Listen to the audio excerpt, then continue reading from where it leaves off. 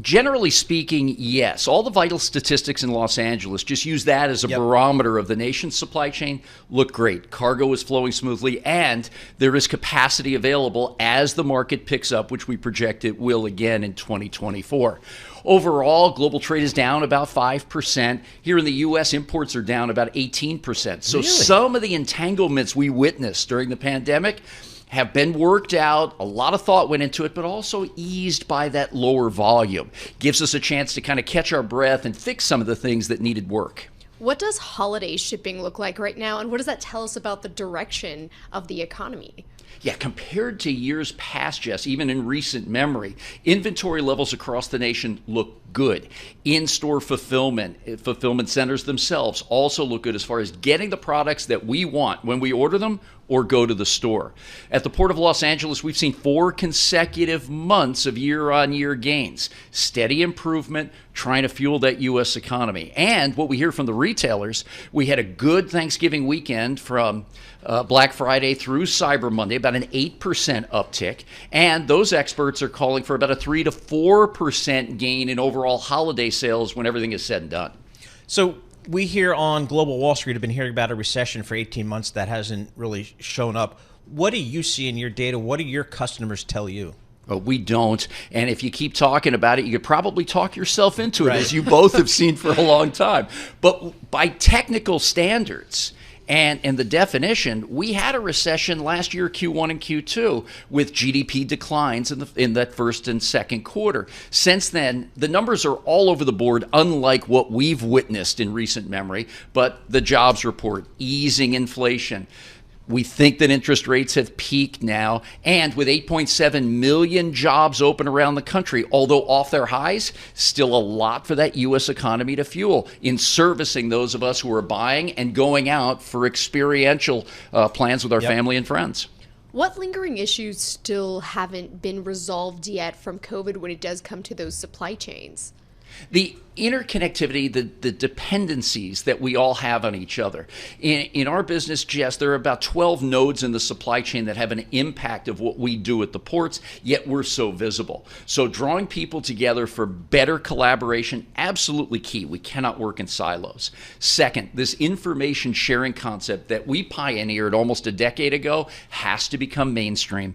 And if you're going to share information to make sure that those handoffs are succinct, you've got to protect that data through cybersecurity and resiliency.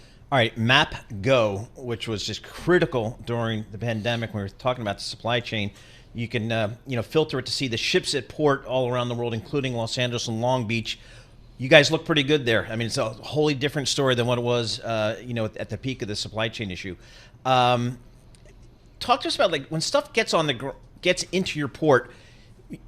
I kind of forgot, you explained it to us before, it's got to get loaded, unloaded, put on a transport. How is that whole supply chain working? Getting stuff, once it's off one of those big ships, out to America? Yeah, better, Paul, but still a lot of work to do. And if you've seen one port, you've seen one port. We're a gateway. We unload that entire vessel when it comes in, load it back up to head to Asia. Our productivity at 12,000 container units loaded on and off a vessel at Los Angeles is the best in the business today.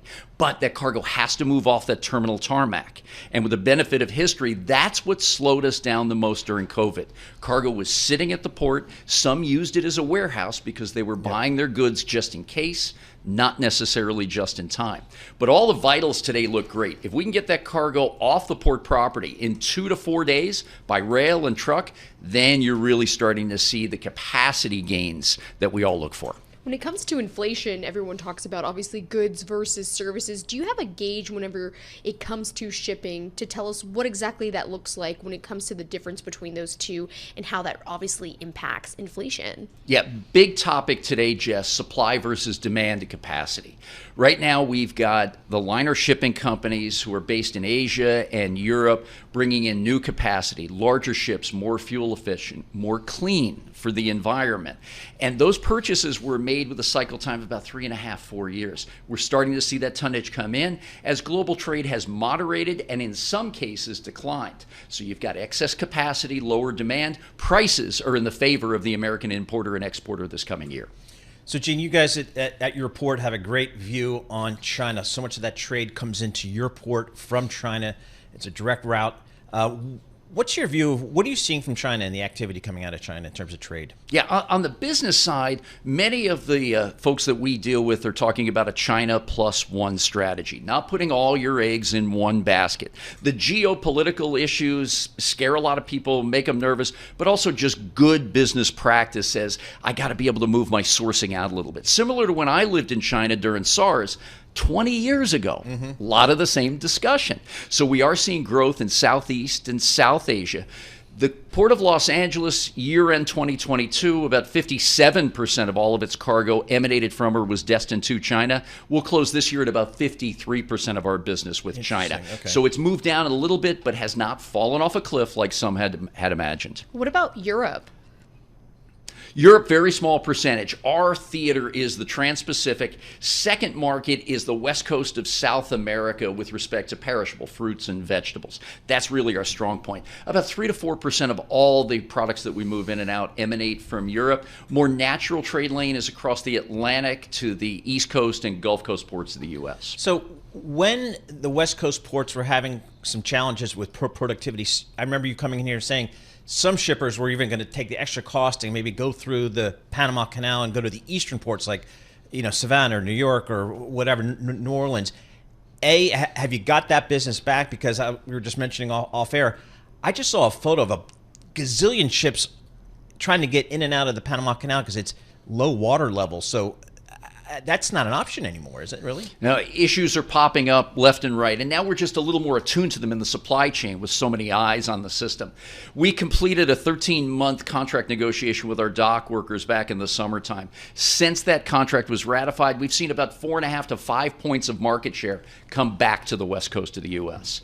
There is good evidence from importers that they're moving a little bit more cargo via the west coast because the transit uncertainty going through the canal with its low water levels right now is a little bit too much of a risk. Even though you can buy yourself up in the queue a little bit, that doesn't apply to everybody going through there. And coming up, election year, a lot of folks will be looking at that policy and perspective. And the dock workers on the East and Gulf Coast will be negotiating their contract coming up this summertime. So a lot to keep in view. Right, especially when it comes to those contract negotiations. Do you see any sort of sticking points that could cause any sort of concerns and potentially what that could affect when it comes to, obviously, the port and what that means for shipping? Well, across America, we saw a summer of discontent, Jess, and a lot of final negotiations and contracting in the favor of labor and the employee. I don't see that any different on the East Coast. It's folks that work through the pandemic day and night, fearless of health and safety issues, trying to keep the American economy moving, and their payday is due.